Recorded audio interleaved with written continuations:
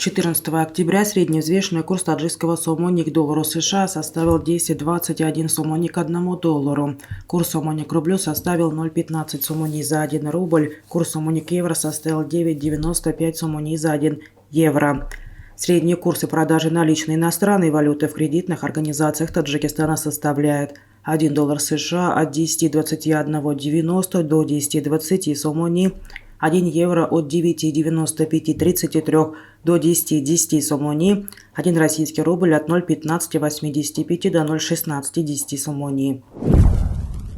Мировые цены на нефть в пятницу утром не показывают яркой динамики. Об этом свидетельствуют данные торгов. Цена на нефть марки Brent составила $94.76 за баррель, марки WTI $89.31 за баррель. Стоимость золота в пятницу утром опускается до уровня ниже $1675 за тройскую унцию, причем с начала недели снижение может превысить 2%. Правительство Таджикистана обратилось к Нижней палате парламента республики дать согласие на получение государственного долга на сумму в 1 миллиард сомони. В соответствующем постановлении правительства, опубликованном на портале правовой информации Минюста, говорится о получении долга у Национального банка Таджикистана по льготной ставке в 2% годовых. В документе не уточняется, на какие нужды правительство планирует потратить привлекаемые средства. Также такая информация отсутствует в проекте постановления Нижней палате о даче согласия правительства Республики Таджикистан на получение государственного долга, который тоже опубликован на портале правовой информации Минюста. Общий объем государственного долга Таджикистана на 1 июля этого года, по данным Минфина, составил 3,7 миллиарда долларов, что равняется 42,8% ВВП республики.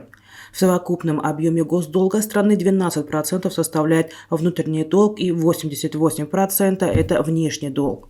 Размер внутреннего долга на 1 июля этого года составил $500 миллионов, а общий объем внешнего долга – 3,2 миллиарда долларов. Таким образом, если Нижняя палата парламента согласится с предложением правительства, объем внутреннего долга страны увеличится на 20%, а госдолга в целом на 2,7%.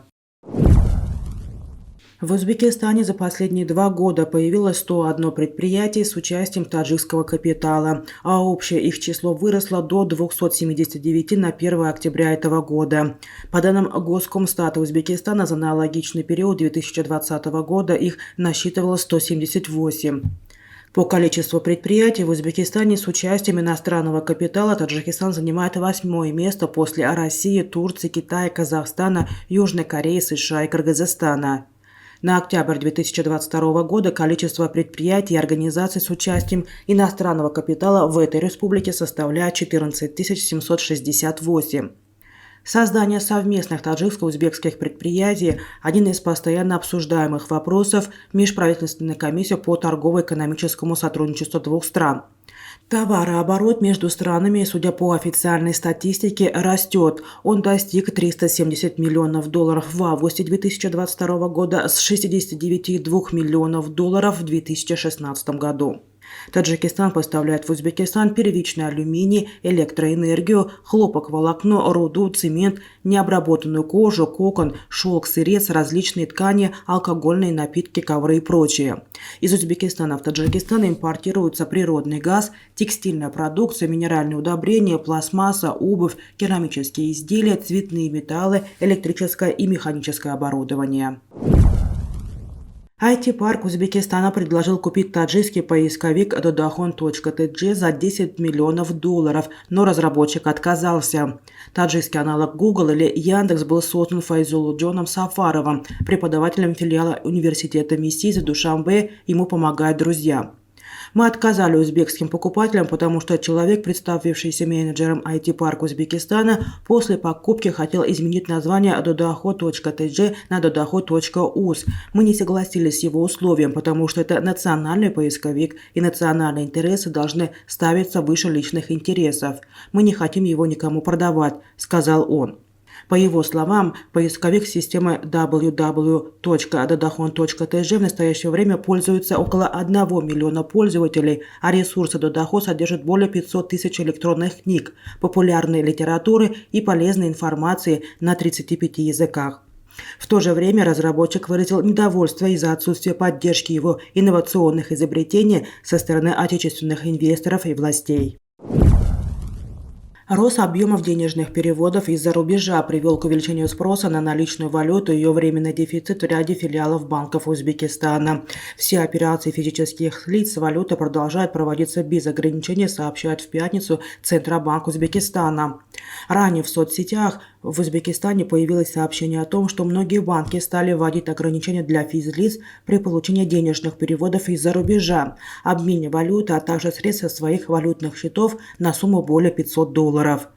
Предварительное изучение показывает, что временная нехватка на местах наличной иностранной валюты может быть связана с логистикой наличных банкнот в отдаленные филиалы коммерческих банков, говорится в комментарии Центробанка для СМИ.